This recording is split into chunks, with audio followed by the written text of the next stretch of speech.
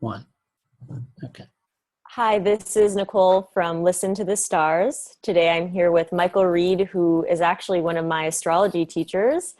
And he's also an amazing astrologer. That's why I chose to study with him. And we're just going to talk today about some courses he has coming up. And he's actually going to do kind of like a mini course today. So Michael, so this is going to be posted on my channel and also Michael's channel. And most of the people coming to my channel don't know who you are. So can you kind of describe a little bit about who you are, what you do, and just a little bit about how you got into astrology? Well, why don't we start with the how I got into astrology bit? Yeah, is that okay? Yep. Because I could come up with all sorts of funny things about who I am. So we're not going to go there.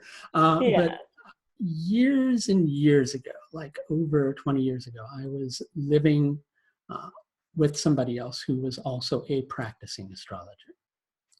And so I got to see several charts and kind of picked it up by osmosis in that manner. And some years later, I used to teach Kundalini Yoga. And after that happened, I got really interested in Vedic astrology. I'm kind of giving you the quick version, like the condensed version, so to speak. And after doing my training, the person who I had previously lived with basically said, well, you know what? I've got a waiting list that's like a couple of years long. Do you want it? And it was just immediate. Wow. And for myself, I've always gravitated towards the nakshatras, and I really don't know why. And I sometimes wonder whether it might be something that I've done before. And, you know, looking at my own chart, analyzing it, it does kind of show it's something that I've done before. I was born at moonrise, so I think that's another reason why I tend to gravitate towards the nakshatras. But I found myself immediately looking at charts and immediately connecting to the nakshatras, hardly even using the rashis at all.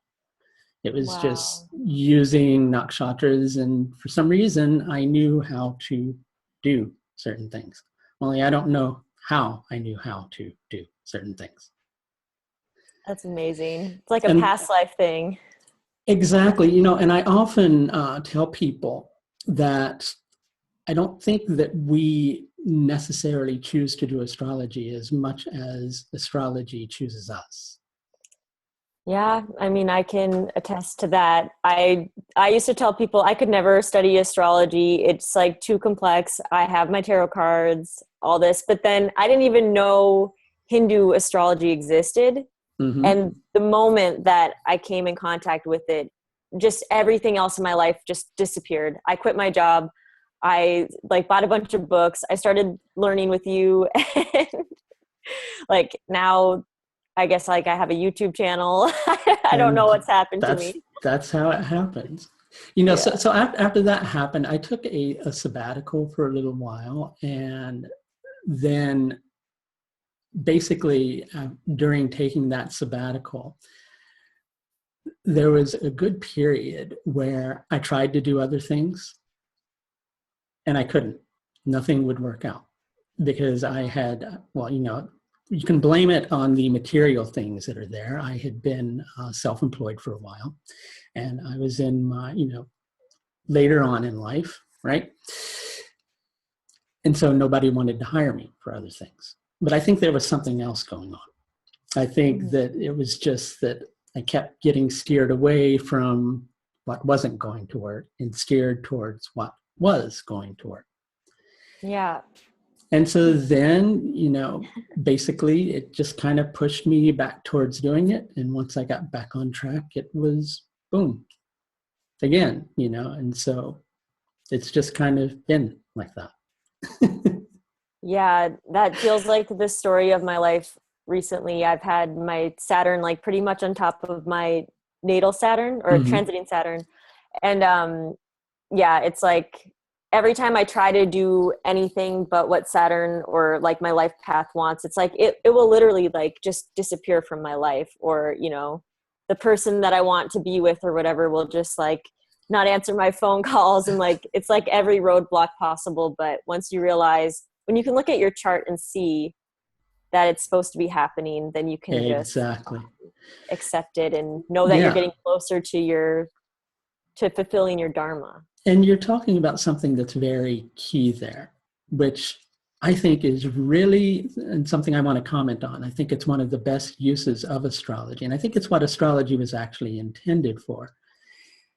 And, you know, I don't want to negate prediction because it can be meaningful, but I often think of prediction as being the treatment of the symptom. Like if you've got a cold, you want to take something to get rid of the symptoms, to make the symptoms go away. But you want to deal with the underlying essence of why you're sick too. And I think the self-understanding bit is really more connected to the getting a grip on why things are the way that they are. Mm-hmm. And learning to accept that, you know, this isn't happening in your life because, well, maybe it's not meant to happen. Maybe if this actually happened in your life would be absolutely horrible. Right. Maybe you're being saved from something that you think that you want, but you don't really want. And once you have it in your life, it's, you know, not going to be what you expected it to anyway. Yeah, that reminds me of how Jupiter, who is like the guru and, you know, brings great blessings, is related to the number 5, which is related to things that are averted, which like this is part of the Tara stuff, what we're going to talk about. Exactly. Because maybe you're not supposed to have them because you're supposed to have something even greater, you know? So there's some things that, you know, sometimes the greatest blessing you can have is to not have something or to avert something. Yes, exactly. Yeah. Which, you know, when you bring that up, it makes me think of Magha Nakshatra, which is connected to the Pitris, and which are the ancestral deities, and their job is to guide the soul towards evolving in a specific way, but they're there to do it in a subtle manner. Because when we're here on the planet, you know, everybody always goes off on, you know, how bad the ego is and how we shouldn't have an ego, but there's a side of the ego that we need. And that side of the ego that we need is so we can, you know, have something to hold on to while we're working out the other stuff, right? Mm-hmm. So the Petrie's job is to kind of drop hints here and there so that we make a strong-willed decision to do something or to not do something. But every once in a while, we don't listen, and then they kind of have to shout a little bit louder. So they'll only really step in and do something big when they recognize that we're not going to get it otherwise. Yeah, that's definitely happened in my life before. Where you're just kind of like, I should have listened earlier. Now look at this mess. Exactly, but maybe you needed that big mess too, though, so that you'd really get the lesson. You know, and so sometimes I think even after the fact, we go, I should have done this or I should have done that. When in essence, you know, we can get onto our own case about making a mistake, or we can equally kind of go, you know, I've done such a good job with this. But really, you know, when it boils down to it, we're not doing anything other than being here and working through our own stuff and trying to learn. The rest of it, it kind of just happens along the way. You know, it kind of brings up an interesting concept, which is even our free will or the actions that we take as an individual, even that is, you know, God's will. I know. So, that's something that is really hard for me to come to terms with, but I that's something I contemplate a lot. And just, it really like just, that's that mind-blowing feeling you get when, when you think too much about something. Like that's one thing that can just really, I don't know. But I think everybody understanding of that. I think everybody has a hard time with that. Yeah. That's why we're still here. Exactly. Yeah. What I was going to say is I can't come to an understanding of it so much that I can't even talk about it properly. Yeah. I'm losing my words. Yeah. And that's really interesting too, because Magha Nakshatra has the planetary lord of Ketu. Yeah. So, and Ketu is also this graha that can bring loss or like, you know, separation as well, right? So, well, interestingly enough, K2 doesn't bring separation. It's more Rahu that brings a okay, separation. But what K2 does do is K2 can actually make things happen, but it's making things happen for the sole purpose that things are incomplete. And so, right. and so then what happens with K2 after that is after you've completed the work, then K2 is kind of done with that. Okay, so that makes more sense.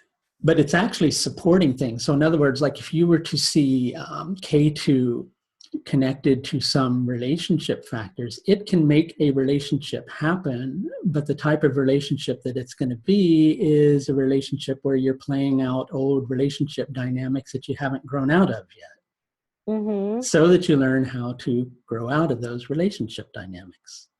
And then you'll end up realizing this isn't a relationship that I want anyway, or I need to grow. And so then it creates some separation from whatever it brought into your life in that particular regard, unless other factors are there to keep it there. Yeah. No, that makes actually too much sense for me, because I've had relationships where a person's K2 is on one of my planets or vice versa. And then pretty much we like learn a lesson and then that It's, relationship just yeah, gone. exactly. But they're hard to let go of because of that nodal influence. But, you Yes, know, most definitely. Most definitely. so, all right.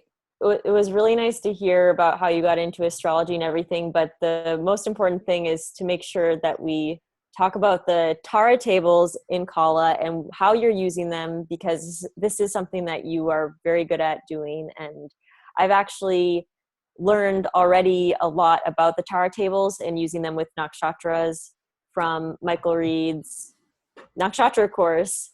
And that's actually, he's actually taken all those videos from that course and put them into a package so that anybody can watch them at any time. And the information in there is so much that like I still have to review videos. There's Because, about 45 hours of video there. yes. Yeah. So today we're going to show a little bit about, or a little bit from what you would learn by watching those videos. And yeah, it's a lot though. So I wanted to kind of teach people about Tara, but before we go into the screen to kind of show a lot of the things, most people are using Tara in order to do muhurta, or to do electional astrology, to pick a good day for doing something. But it has so many other really wonderful uses. The primary one that I like using the most is it can show how an individual is going to go through a growth period. And why do I say a growth period? Well, when we're talking about the nakshatras are there to grow things in our chart in a certain type of manner. So the Tara of a planet, or we're also going to talk about house cusps today in association with that. The Tara of those factors will show whether that growth process is easy, whether that growth process is difficult, whether that growth process is something the individual really puts a lot of focus on, or whether it's something that they keep trying to do something with it, but it's just not going anywhere. It kind of shows the psychology of the growth that an individual is going through, and why that is really good in terms of astrologer-client relationships is if you've got somebody that you're doing a reading for, and you're immediately able to understand the difficulty that they're going through, then you've accomplished, in my opinion, a lot more than predicting whether they're going to get married or anything like that. Right. Yeah, that makes so much sense. Because you've brought it to the human level so that you're able to connect to the person as a human, and you really develop deeper trust with the individual because they know that you get what's going on. Yeah. Mm-hmm. So why don't I take us into, not the Tara table, but I have a PowerPoint that I'm going to bring up. Let me get us all set up with it.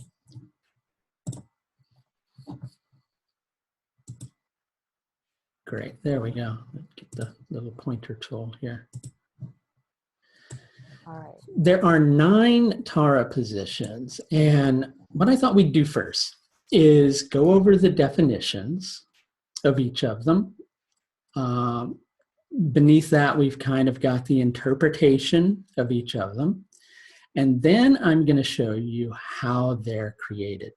Because the first bit that I'm going to talk about now, I have found that people grasp pretty quickly.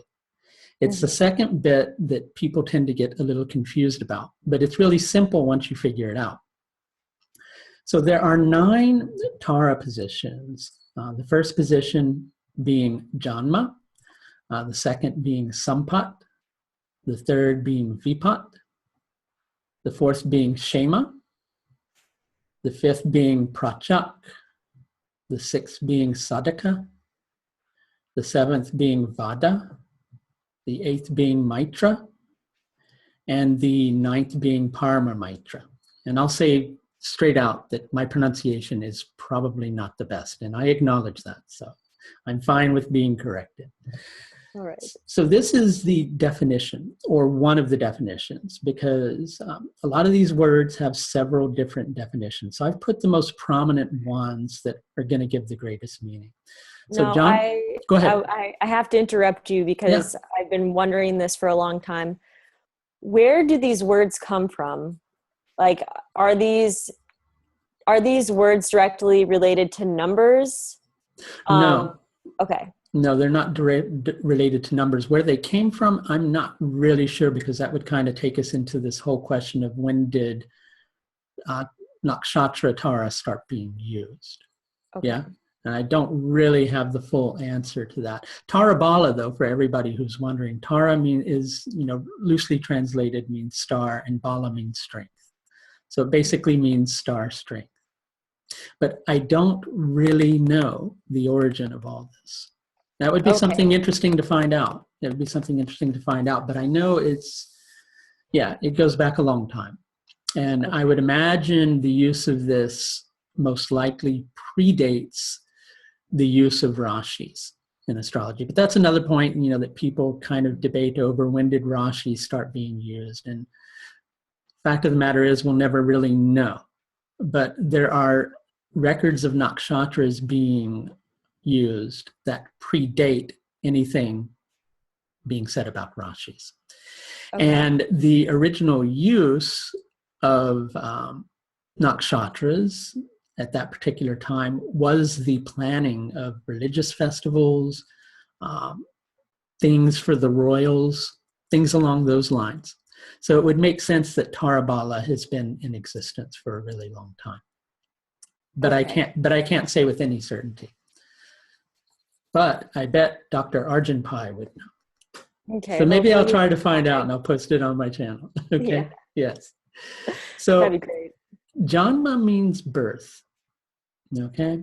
And we'll go, actually, I tell you what, let's do these side by side. Janma means birth. So the energy of the Janma position, the Janma Tara position, and you'll begin to understand what I mean when I say that when we go into some examples here in a moment. Things that are placed in the Janma position, either planets or house cusps. With those, the individual is initiating things. They are sparking things that are related to that. So for instance, if there's a relationship factor in the Janma position, the individual is going to try to spark or create a relationship. They're going to try to initiate that. So with the Janma or the birth position, it means initiation, beginning, or the spark of ideation. Okay, now this particular concept equally relates to the moon's position at the time of birth. And the primary Tara chart is usually putting the moon in terms of governing the first Tara position. But you can do this from any planet to any other planet. But let's just keep it simple, and let's say this starts with the moon, okay? So the nakshatra that the moon is in is going to be the Janma position, Okay, it's going to be the first position. All right. Sampat. Sampat means success, perfection, wealth, concord, pardon me, enjoyment, glory, beauty, becoming, existence. So what the Sampat position gives is the capacity to be receptive with an open mind and therefore enjoy the planets that are placed there or the house cusps that are placed there. The individual is going to be receptive to those things being in their life. Okay. The third Tara position is Vipat. Vipat, loosely translated, means prevent, hinder, fail, or die. So things that are placed in the Vipat position may not turn out as expected, and that can result in frustration for the individual. Something happens, the process is hindered, or it's prevented, or things fail, or things fall apart, and basically they don't turn out as the person expected it to, and they get frustrated with it. Then we've got the Kshema position. Kshema, loosely translated, means habitable, security, prosperity. So with the things that are placed in the Kshema position, the individual recognizes that those things are practical or that they offer potential security or stability. I'll give you an example of that. People who have a planet that represents relationships, that's not in the best of dignity, and the nakshatra that planet is in, the lord of that nakshatra, is equally compromised. Those individuals may approach a relationship because they think that relationship is going to make them feel secure and stable inside of themselves. Okay. And then they may find that it doesn't work out that way. Right. Okay? Yep. So the fifth Tara position is Prachak. Prachak meaning facing, coming, averted, moving in an opposite direction, westward, inner, past, gone. Things that are placed in that position will only bring fulfillment to a certain degree. So there is a need to search for a greater level of fulfillment. They're always wanting to take something higher with the Prachak position. They'll reach a level of satisfaction, but that's not enough. They want more from it. So they try for something greater. And I'm just going to kind of move through these rather quickly because I recognize we want to give some examples for people too. And that's one of the things we were looking to do. But you can meditate upon the words that are connected to each of these, and you'll come up with some other concepts yourself. So the sixth position is sadhaka. Sadhaka meaning effective, productive, efficient, finishing. And that's something very karmic. Planets that are placed in the sadhaka position, we're really trying to bring some completion to those things. Perfecting, fulfilling, useful. So with things that are placed in the sadhaka position, consideration of those things leads to heightened awareness of what's wrong or what's good or what the individual needs to understand. And that leads to proper decisions that ultimately bring fulfillment and a harmony of inner things and outer things in relation to whatever we're looking at. Okay? Then we've got the Vada position. Vada, some definitions of that: slayer, destroyer, death, destruction, prevention. This is also known as Nidana, this position, perishable or deadly. Things that are placed in this particular position, we have a consciousness of separation from. And that consciousness leads to an inability for us to feel happy or find happiness with those things. The eighth position is Maitra, meaning friendly, benevolent, kind, or affectionate. So things that are placed there, we're going to embrace. We're going to become friends with. We're going to accept and cooperate, which brings fulfillment in relation to that. And the Parama Maitra position means extreme or highest or best friend or best Maitra. With things that are placed there, the individual will put a lot of energy to those things, almost as if they're becoming one with that thing. So unity with that brings the greatest fulfillment. Okay? Yep. So these will begin to make some more sense when we go over some examples. So let's move on to how we find this. So what you do is you take all the nakshatras and you group them by the planet that they're associated with in Vimshottari Dasha. And I say that because the planets associated with nakshatras will change with other dashas that are used. But most people are pretty familiar with Vimshottari Dasha. So you take the planet and you look at all the nakshatras that are connected to it. So with Ketu, that would be Ashwini, Magha, and Mula. And those connected to Venus would be in Bharani, Purva Palguni, Purva Ashadha, Sun, Kritika, Uttara Palguni, Uttara Ashadha, Moon, Rohini, Hasta, Shravana, Mars, Mrigashira, Chitra, and Dhanishta. And this will be on the video, so if you need to write this down for yourself, you can pause the video and kind of take a look at all these things and write them down for yourself. Rahu, Ardra, Swati, Shatabhishak, Jupiter, Punarvasu, Vishaka, Purva Bhadrapada, Saturn, Pusha, Anuradha, and Uttara Bhadrapada, and Mercury, Ashlesha, Jyeshta, and Revati. Now, that doesn't mean that the Janma position is ruled by Ketu. It might be. It depends on if the moon's in Ashwini, Magha, or Mula. This is just different groups. So, all the, these are just different groups related to the order of the planets that rule the nakshatras. So what you're doing is you're creating 9 different groups of 3 nakshatras, because there are 9 different Tara positions, as we can see. Okay, so if the person's moon happened to be in Mrigashira, then this would be the first Tara position. And let's say they've got a relationship planet that is in Purva Ashadha.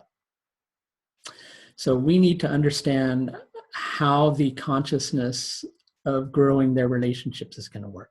So what we would do is we'd start with Mars and we'd count 1, 2, 3, 4, 5, 6, 7. And we'd go back here and we'd see that that's the Vada position. So relationships could be difficult for that person because they have a consciousness of separation with relationships and have an inability to find happiness in their relationships, especially during the Dasha period of that relationship planet. Okay, so this is why we're grouping them together, just so you can know where to count from and where to count to. Let's say the person's moon happened to be in Purva Bhadrapada Nakshatra, and they have Venus for a man in Ardra Nakshatra. Then that individual is really, because basically when we're looking at this, that's the 1st, 2nd, 3rd, 4th, 5th, 6th, 7th, 8th, 9th position, which if we remember is Parama Maitra, extreme, highest, best Maitra, unity bringing greatest fulfillment. Relationships are going to be big for that person. If the planet's in good dignity and the Nakshatra Lord, in this particular instance, that would be Rahu. If Rahu's Lord, because the way to get Rahu's dignity is to look at Rahu's Lord. If Rahu's Lord is in good dignity, then the individual will have very good relationships. All other factors being equal. Other times of their life, they may not go so well. It depends on the Dasha period that we're talking about. Okay. Any questions on any of that so far before we move on to some examples or things that you think I might need to clarify for people? No, I think that makes a lot of sense. And I feel like once people see the Tara table, they're going to know exactly what you mean and how to count it. So it's not as confusing as it seems right now, is what I'll tell people. Exactly. What you have to remember is and I may not come back to the table. Maybe I'll try to come back to the table in between as much as I can, since it's not that hard to do, in order to point the things out. But let's find some example charts. Yeah, Okay. because once you're in there, you can actually see the moon's position and count from that. Exactly. So. Exactly. And here's that Tara table. And let me point out a few things with this Tara table. Basically, a lot of people, there are all these other tables, as you can see. And what these other tables do is they start with the moon ruling the first or the Janma position, or as in the case of this one, Jupiter ruling the Janma position, etc. So you can look from one planet to another. But equally, I have found it easier to just, if you're trying to read something from Jupiter, to just start with Jupiter and count from there, like we were doing in the document, rather than going down here and finding the Jupiter table and looking at it this way. I just find the more tables you have to look at, the more confusing it can become for you. No, it's true. And I was watching one of the class videos from your Nakshatra course, and one of the questions I was asking was, what are all these tables? It was so confusing for me. It's basically to just make it so that you can count from a particular Tara position to another one. Exactly. But as you'll notice, each of these positions also has blue numbers in here, which I asked Ernst to put in here because doing a lot of work with nakshatras, I also work with house cusps in my work. And being as how a house cusp will be a specifically defined degree point, a house cusp will be in a nakshatra as well. So you can understand the Tara of a particular house cusp.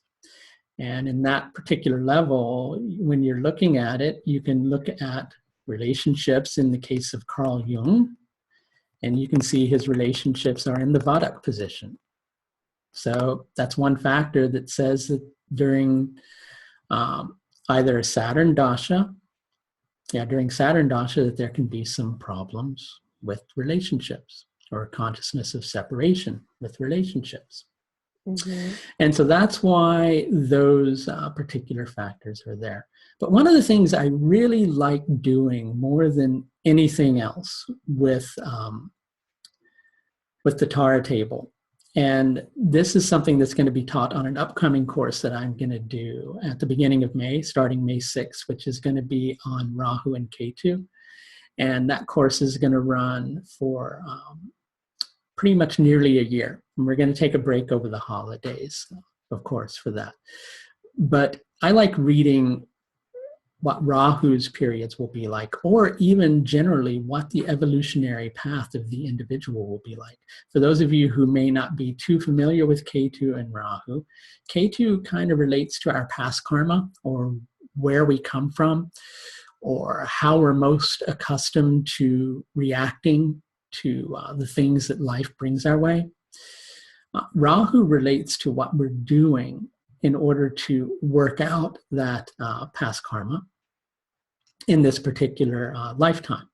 In addition to that, Rahu is going to show those areas that we're perhaps most unconscious of, that we're needing to bring our attention to, things along those lines. So Rahu confronts us with things that we're unfamiliar with. So one of the things I really like doing is understanding how an individual's evolutionary path is going to be for them.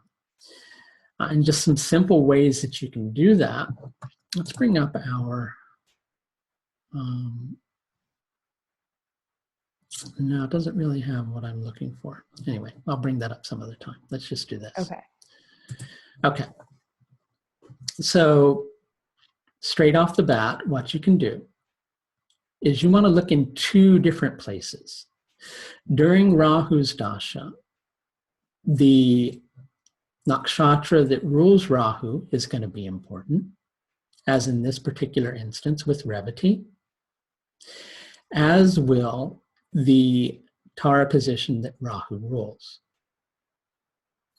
So basically, you've got an answer you can tell the client straight off the bat. They go, what is my Rahu Dasha going to be like? Well, you're going to do your best to try to cooperate with things and do the work that needs to be done during that time. And you'll reach some fulfillment with that because Rahu also rules the Pratyek position, but you're never going to feel completely satisfied with that. And so you're going to be, continually pushing yourself harder and harder. And whilst it's important to push yourself harder and harder, it's equally important to Maitra accept that this is the path that you're on and not give yourself too hard of a time over it. Okay. So that's one, really quick thing that you can do for an individual. In addition to that, you can see that Rahu here is in Revati Nakshatra. And knowing Revati Nakshatra, one of the things that happens with Revati Nakshatra is it can always feel to the individual that things are just on the verge, but never quite getting there. Mm-hmm. So that's how Rahu is going to grow his path, right? Is feeling like, and we can see that being kind of furthered through Rahu ruling the Pratyek position. So things for the individual may always feel like they're in a state of limbo. They're doing their best to make things work, but it sometimes never quite gets there. Okay. During those times, it's important that they nurture themselves. That's another Revati quality. Mm-hmm. The individual may, during that time, because Revati can also make an individual very sensitive.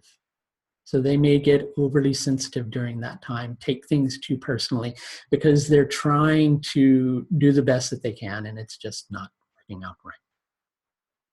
Okay.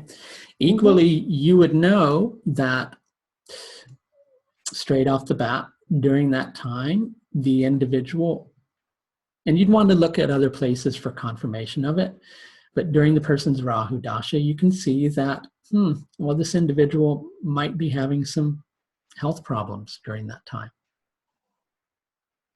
And it can send you to explore whether there, during Rahu Dasha, there's any health-related factors. I'm just giving you an idea here. Where's Rahu in this? Go ahead. You're saying this because you have the sixth cusp in Ardha Nakshatra in this fifth position. Correct. And during Rahu's Dasha, it's going to activate that sixth cusp. Sixth cusp means so many different things, though. Mm-hmm. Right? So it's important to understand that. So you'd want to look for further confirmation. If you know where to look, you'd want to look in the Rashi chart and in the Trim Shamsha chart to see if there's any further confirmation that is being shown there. Straight off the bat, you can see that there's a debilitated Saturn that's ruling Rahu. And Rahu, even though Rahu is going to give the results, I know this may be kind of a lot of stuff for everybody right now, but these are things that you'll learn on my Rahu course too. Even though Rahu is going to give the results of the house cusp that he occupies in the Rashi chart, he will also secondarily give the results of everything that's placed in the sign that he occupies in any divisional chart. And here we see the eighth cusp. That's one of the important health-related houses. And Rahu can have a hard time coping with that during that time. And we can equally see that Rahu is ruling that sixth cusp, and it's also ruling Saturn, which is placed in the same house as that sixth cusp. So you're saying that he'll have a difficult time because that Saturn is debilitated? Because that Saturn is debilitated. Yeah, that will further that. Because equally, you have to understand the dignity of Saturn's Nakshatra Lord too. which in this instance is Rahu. And Rahu is very dependent in the Trimshamsha chart on Saturn. Yes. Because Saturn is the dispositor of Rahu. And so for all intents and purposes, because Saturn's debilitated, Rahu's debilitated.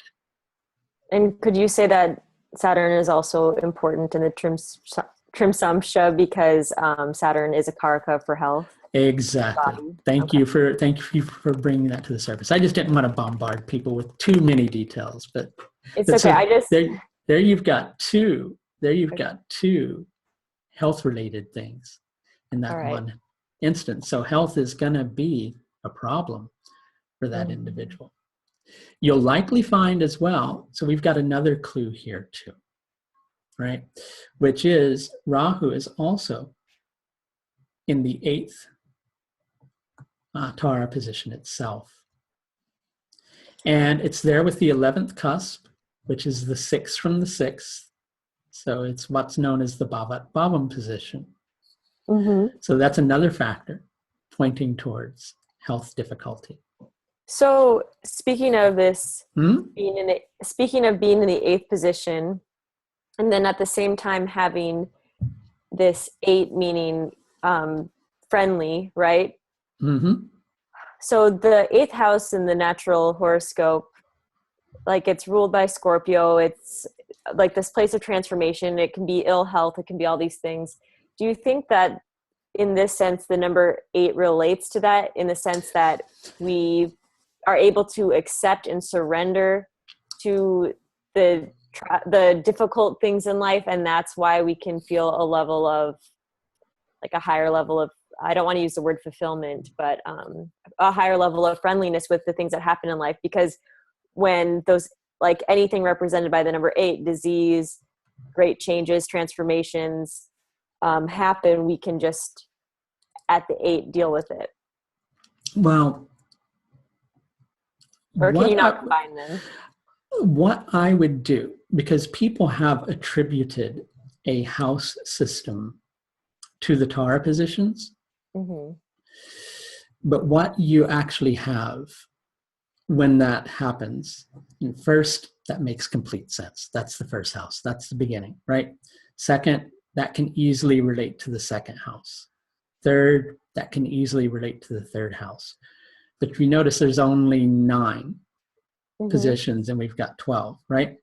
So basically with that, what you've got going on is with the fourth would be related to both the 4th and the 5th. Okay. Yep. With the 5th position, the 5th is related to the 6th because that's pratchak, averted, things not working out. That's a 6th house thing. The 6th position is related to the 7th.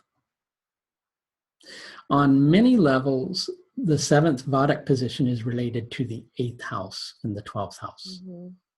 So this is where 8th house related things would be. I don't mean to interrupt you, That's but okay. I kind of had this like flash of insight. Go ahead. Yeah.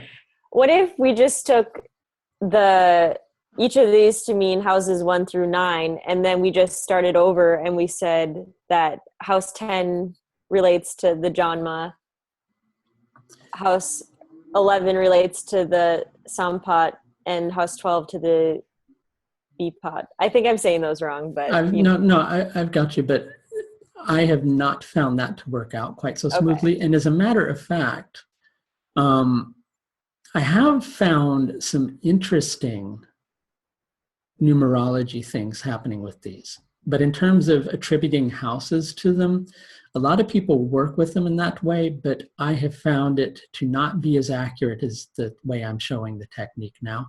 It doesn't always work, but generally when people do that, it's the 7th Vedic position has been attributed to the 8th and the 12th.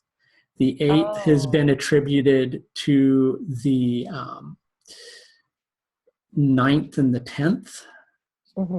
And the 9th position has been attributed to the 11th. And the 12th then too? No, the 12th would be back here with Vata. Oh, right. You already Yeah. said that. Okay. Yeah. So, But I haven't found that to be quite as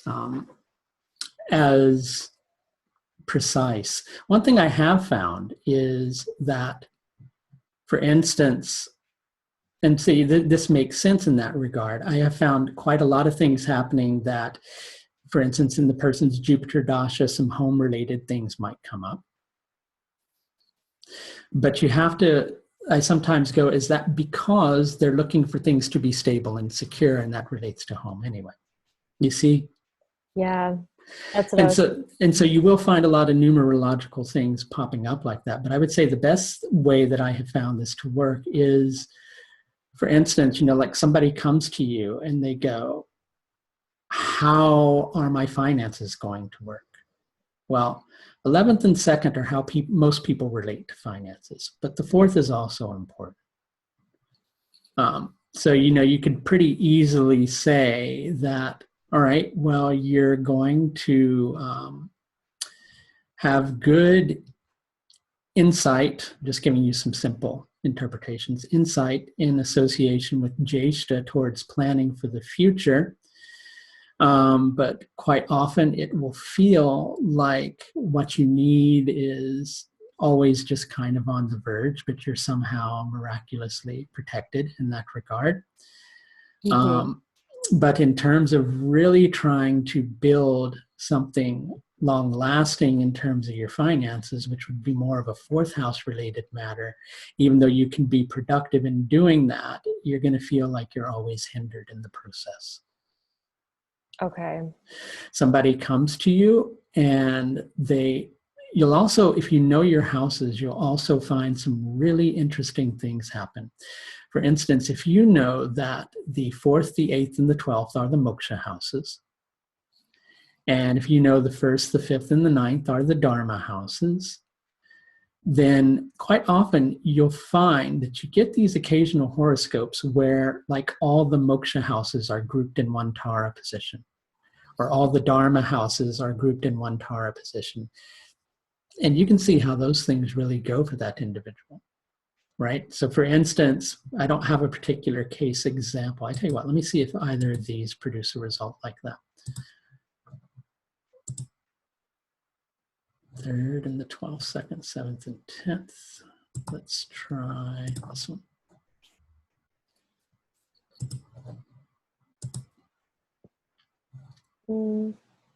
No, neither of those really does that. Except Okay. we have 2 of the moksha houses here. And so you can see that, with this being in the 2nd Tara position, the individual, it's not something that they really would want it to happen because they would be receptive of that. They really would enjoy being free. And it makes sense because we're looking at Jim Morrison's chart, and the thing that he was talking about all the time in every single song that he did was death. So he's just wanting to be liberated. So it makes sense in that regard. Did you have another question?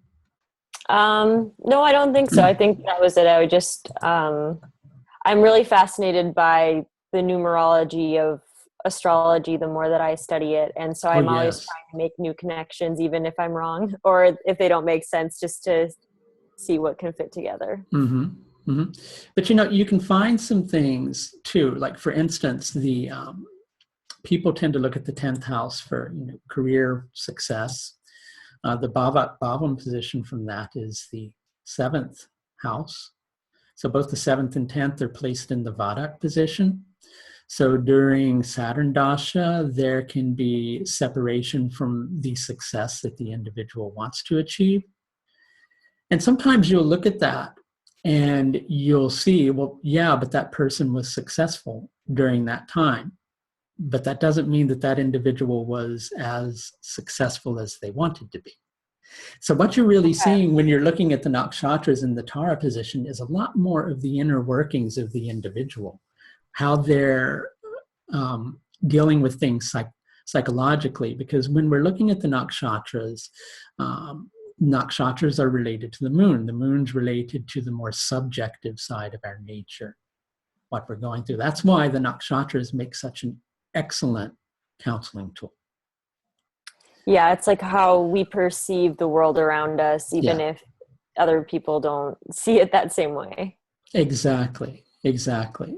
And that's equally why looking at Rahu's Nakshatra position. Here's an interesting concept, and I really wanted to bring it up. Can you do something for me on your end? Yeah, I think so.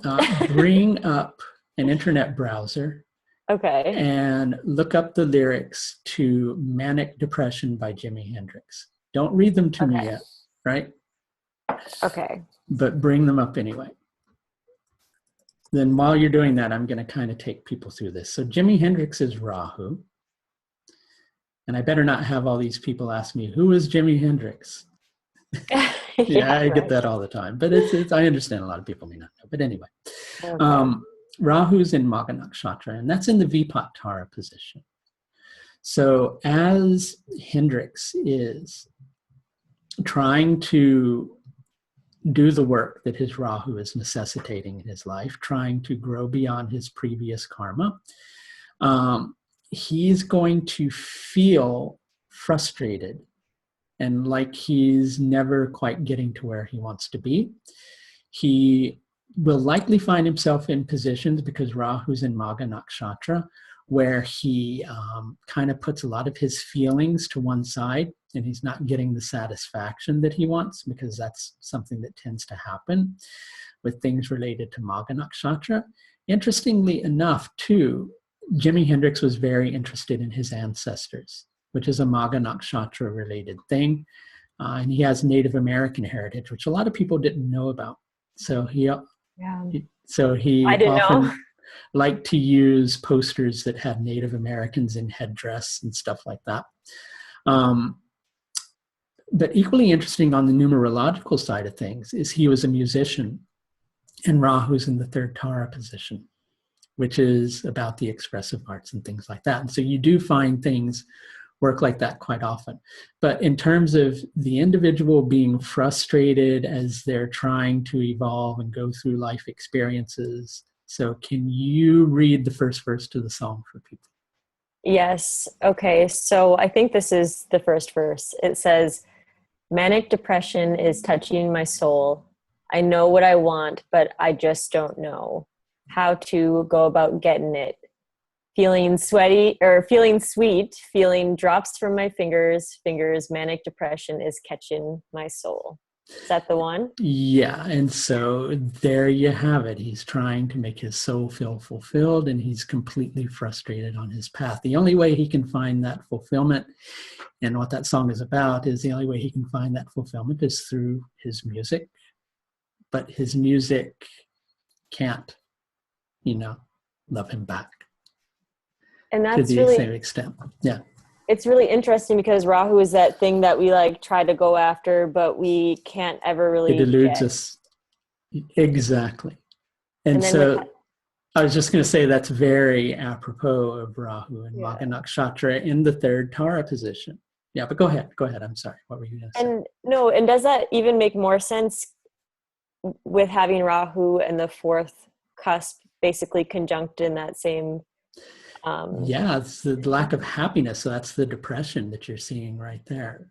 And, with those things, you can do an entire reading right here. With those things, he's going to want to go deeper and deeper and deeper and never quite reach the level. And the reason for that is because his ascendant is in Mula Nakshatra. yeah. So, the external world isn't going to bring him the fulfillment, even though he was like this, super successful rock star. He wasn't happy. As a matter of fact, there was a point in his career where, his manager was wanting him to do all these things musically to make more money. And he just went, you know what? I don't really care about that. I just want to put a spiritual message across. And that's all I'm really interested in anymore. Wow, that's amazing. I don't know that much about him, so it's cool to hear. Yeah, but it all begins to make sense as per the path of Rahu. So you can really understand the individual, because when you're looking at Rahu, basically another misconception that people have with Rahu and Ketu is that it's only going to be active during Rahu Dasha, and that's not the case. Rahu and Ketu are active all the time because if you look at planetary aspects, there's always going to be one planet or another that's planetary aspecting Rahu or Ketu. That's one reason. So Rahu and Ketu quite literally act as a filter for the karma of all the other planets. So all the other planets focus their energy upon Rahu and Ketu, and Rahu and Ketu play out the karma in the individual's life. So they're always active. But aside from that, too, another reason that they're active a lot is, or coming to the surface a lot, is Rahu would be active during Rahu Dasha. Rahu's going to be active during Ketu Dasha as well. One of the reasons being because Rahu's in Ketu's Nakshatra. If we go and we look at the Rashi chart, during sun periods, Rahu is going to be active. Mm-hmm. So you're not just dealing with the nodes during the nodal period. They pop to the surface over and over and over again over the course of your life. They're always there operating in the background. So it's really important to understand the psychological growth of that node, so you'll understand what you're going through. Yeah. In addition to that, some secondary factors after you look at the Tara position is you can also come and see where Rahu is placed from the ascendant here. You know, so because it's in the 9th position, he's, you know, really going to integrate a lot from any Rahu related things, but those things will be frustrating nonetheless. So really, when you're looking at these Tara positions, you're looking at the complexity of the individual psyche. Okay. And I was just going to mention that Rahu and Ketu are kind of two of the most important factors of a chart to understand, because they are the most confusing and they can cause the most turmoil. They most definitely do. They most definitely do. And that's their job. I like what Ernst Wilhelm once said about Rahu. And it's really, it sounds funny when you hear it, but it really makes a lot of sense, which is, he said, during Rahu Dasha, you don't have to do anything. You just have to stay alive. Yeah. And that may sound very fatalistic, but really what he means is Rahu, during Rahu Dasha, Rahu is going to do everything for you. It's just going to make it happen. Which doesn't mean you don't try to understand what Rahu's about in your chart, but the more you try to control Rahu, the more out of control your life is going to feel. Yeah, I think I've shared this on my Facebook and maybe in some videos, but I haven't had my Rahu Dasha yet, but I've had a Bhukti. And it was the craziest time in my entire life. I got bed bugs 3 times with doing everything possible in my life to avoid that. I got fired from a job. I got broken up with twice. And by the end of it, I had a skin rash that covered my entire body almost to like the top of my face. Wow. I even went to a doctor and was like, what is this? And she's like, it's just environmental. There's nothing you can do about it. And bacterial. It was bacterial. It's just Rahu. Yeah. I don't know. I went to a doctor and I went to an acupuncturist, and these are the things that happen during Rahu periods, just like crazy things that you can't prevent. You're just, I mean, it's different for everyone. Obviously there are different factors in my chart, but I just wanted to share with people how unpredictable Rahu can be, because before that Bhukti, like directly before, I was having the greatest time of my life. I was, traveling the world, making money, like so happy. And then Rahu came and it was just like, just kind of, it felt like I got knocked over. Well, it's important to understand Rahu's path in your life, but it's equally important to go along for the ride. And the more you surrender to the ride, the easier Rahu becomes. Because if you take a sub-period or a Bhukti of Rahu and you multiply that by 18, you have an idea of Rahu Dasha. right? I'm not ready for that. So in other words, like 18 years generally is Rahu Dasha. But the thing is people often have this conception that I'm entering Rahu Dasha, it's going to be 18 years of hell. It's not always like that, because what ends up happening is there's going to be some areas in your horoscope where Rahu's Lord is really strong and Rahu's bringing a lot of good things into your life. But quite often what Rahu will teach you with those things is you have to be ready for the impermanence of those things. It doesn't mean those things will disappear, but you have to be ready for the fact that another period may come along and completely take that away from you. Yeah, that makes so much sense. One of the things that Rahu will teach you straight across the board, regardless of where it's at in your chart, if you go along for the ride and pay attention, is it will teach you that security is not out there. Security is here and in here. And as long as you can get okay with yourself, those ups and downs that you go through, it's not going to matter. It's great that you're saying that, because one of the things that happened to me during my Rahu Bhukti was I did a 100-hour meditation retreat, silent retreat, and I went to like a very crazy extreme in my life, but then I pretty much became like this spiritual hermit that was just in my room all day studying spirituality, meditating, and it was pretty much the only antidote for all the craziness that was happening. So obviously it brought something profound and great. And Rahu can bring great success too. It can. It can bring great successes in a lot of things. It really can. And so I don't want people, to have this idea that, oh, Rahu is going to be absolutely horrible. Rahu is going to be challenging regardless of what it is. But really on one level, it's there to teach you that you're perhaps not in control as much as you think you're in control. And it's also there to teach you that there are certain things about yourself that maybe you don't even know about. Yeah. But it's going to also give you a chance to learn about those things. And that's good. And ultimately, the more you just kind of go, okay, well, you're going to do this to me anyway, so I might as well just go along for the ride, the easier it becomes. Especially when you reach that period in your Rahu Dasha, when you're in Rahu Ketu. Yeah. And doesn't Rahu Dasha, I feel like a lot of people that study astrology, it happens to them during like a Rahu or Ketu period too. Mm-hmm. Especially, I would say, Ketu, especially because in Jaimini astrology, Ketu is very deeply connected to vocations in astrology. Okay. Yeah. And I think Jaimini actually says those who do astronomical calculations. Mm-hmm. If they have Ketu relating to the vocational factors that you'd be looking at in that particular regard. So, yeah. Yes. And actually, it's funny you say astronomical, because I remember reading an article, maybe it was Ernst that wrote it or someone, where he was explaining that at a certain point, the words astronomy and astrology were flipped. Yeah. Where astronomer actually meant what we do today, like astrology, and astrology meant like looking with the telescope and measuring stars. So who knows if he actually meant astronomical or astrological. Yeah, it's hard exactly. to say. Exactly. Yes.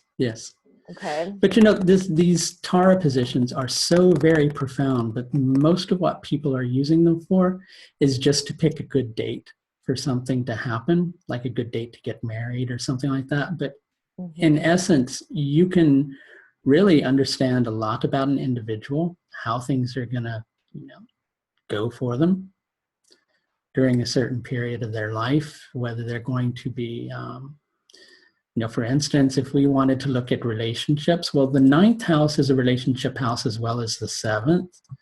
So, there can be difficulty in relationships because the 7th is in the Vadak position. But equally, because the 9th cusp is in the Sadak position, then the individual will approach that constructively. So the separation's there, and they're going to try to perfect the things that are the problems that are there. Or could it even mean like he'll have problems meeting people and having that like initial contact, or maybe even like sexually, but then if he's actually in a committed relationship, like a marriage, then he'll find more fulfillment? In Hendrix's instance, he did not settle down to one person, but he had key relationship figures that were in his life off and on for his whole life. Yeah. So for him, he recognized that he could not be in that particular position of being tied down to one person. And that was the separation. I imagine he had some frustration with that. But the perfection that he found with that was being true to the people who were in his life steadily, which is definitely the case with that, and who understood him. Yeah. That makes sense. I'm running a little short on time. Yes, so you have to get going. It goes by quickly, yes. I know. Did you get to do all the examples that you wanted to and explain? I could literally talk for 2 or 3 hours, but we got to do some. It's mainly wanting people to get an idea of how to work with Tara, equally how to look at these, how to look at house cusps in Tara positions. And things along those lines. And you can really go really deeply with a lot of these things. And this is a concept that's separate from Tara and separate from Rahu. But another thing that you can do, and I actually asked Ernst to put this in Kala for this very reason. I think you have to go to the main screen in order to find it though, is if you work with house cusps are also going to have Varga deities that are associated with them. So if you do any work with the Varga deities, you can look at a house cusp in relation to that too. Yeah, that's so wonderful. Yeah, and you can, these are the things that can really give you a lot of detail in your reading. Okay, perfect. That people are just going to go, wow, how did you know that? Yeah. Yeah. Yeah. Yeah, I'm about to learn that from you. So I'm really looking forward to that portion of the course I'm taking, the Varga course. And all right, so your website is AuthenticAstrology.com. Yes. Thank you. And yes, if you're watching this video on Michael's channel, I am Nicole Brenny at NicoleBrenny.com. We'll put all the links below, including the links to the Nakshatra course that I took that I think is amazing. I learned so much from. So you can actually just buy it and download it and take it at your own pace. Even doing the 1.5 hour video a week, I think it was. Yeah. 1.5 hours a week. It was already like so much information. So you're definitely going to learn a lot, and you're going to have something that you can just review over and over again. And also Michael has this Rahu and Ketu course coming up, Understanding the Nodes. And is that what it's called? It is. And I should let people know too that for the Ketu and Rahu course, you can pay by trimester. Yeah, you don't have to pay it all up front. You know, you can do it in 3 trimester payments because it's a rather long course. So yes, wonderful. And so if you can understand Rahu and Ketu well, then you'll be ahead of most astrologers. Exactly. You'll be doing what most astrologers can't do. Yes. So if you're watching my channel, be sure to subscribe because I'm going to be doing many more interviews with amazing people, people that have really shaped my life and my understanding of the cosmos. And I just want to say thank you, Michael, for teaching me from, the core of your wisdom. I feel like I've learned so much already. Oh, thank you. Thank you. Oh, my pleasure. Oh, thanks for having me on. I feel like I could ask you 1,000 more questions, so I better just let you go and finish your day. All right. Bye. All right. Bye.